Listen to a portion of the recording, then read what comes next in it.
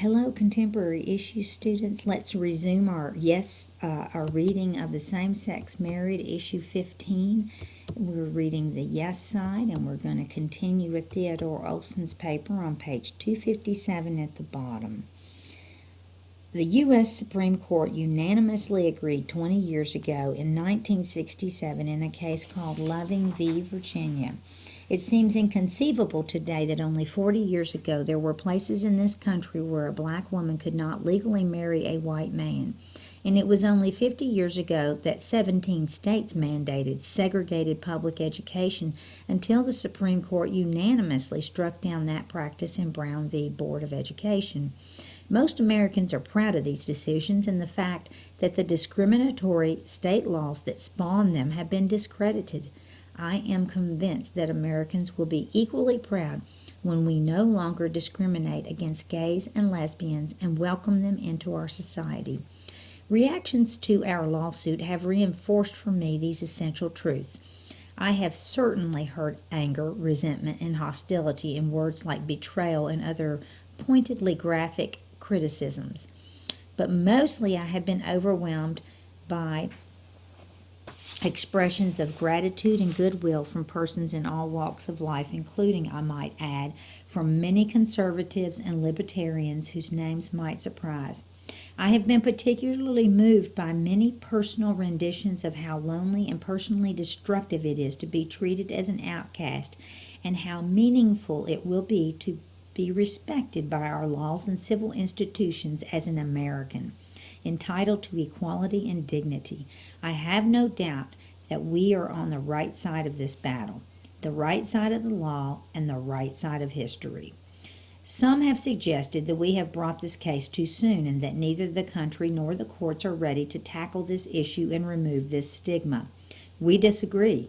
We represent real clients, two wonderful couples in California who have long-time relationships.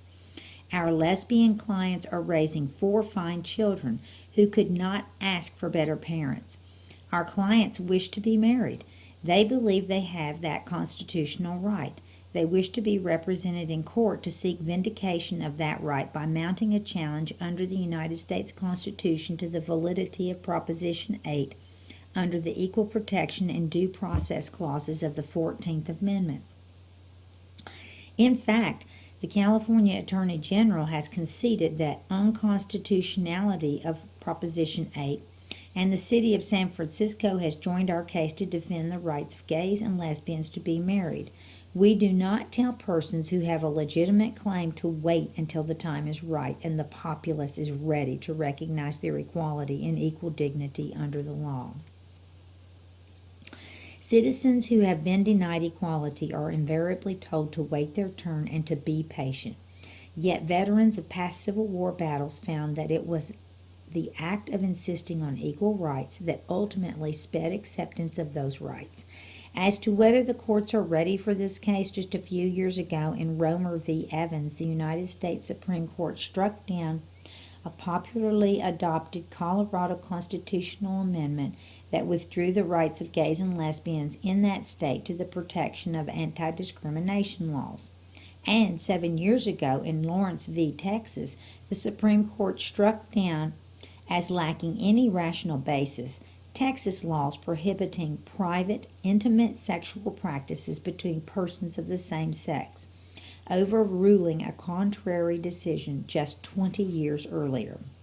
These decisions have generated controversy, of course, but they are decisions of the nation's highest court on which our clients are entitled to rely. If all citizens have a constitutional right to marry, if state laws that withdraw legal protections of gays and lesbians as a class are unconstitutional, and if private, intimate sexual contact between persons of the same sex is protected by the Constitution, there is very little left on which opponents of same-sex marriage can rely. As Justice Anton Scalia, who dissented in the Lawrence case, pointed out, what remaining justification could there possibly be for denying the benefits of marriage to homosexual couples exercising the liberty protected by the Constitution? He is right, of course. One might agree or not with these decisions, but even Justice Scalia has acknowledged that they lead in only one direction. California's Proposition 8 is particularly vulnerable to the constitutional challenge because that state has now enacted a crazy quilt of marriage regulation that makes no sense to anyone. California recognizes marriages between men and women, including a person on death row, child abusers, and wife beaters. At the same time, California prohibits marriage by loving, caring, stable partners of the same sex, but tries to make up for it by giving them the alternative of domestic partnerships with virtually all the rights of married persons except the official state-approved status of marriage. Finally, California recognizes 18,000 same-sex marriages that took place in the months between the state Supreme Court's ruling that upheld gay marriage rights and the decision of California citizens to withdraw those rights by enacting Proposition 8.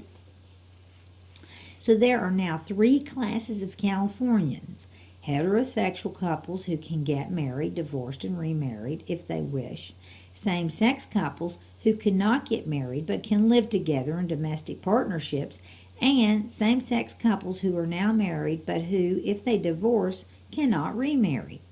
This is an irrational system. It is discriminatory and it cannot stand. Americans who believe in the words of the Declaration of Independence, in Lincoln's Gettysburg Address, in the 14th Amendment, and in the Constitution's guarantees of equal protection and equal dignity before the law, cannot sit by while this wrong continues. This is not a conservative or a liberal issue. It is an American one, and it is time that we as Americans embraced it. Now get writing on your paper.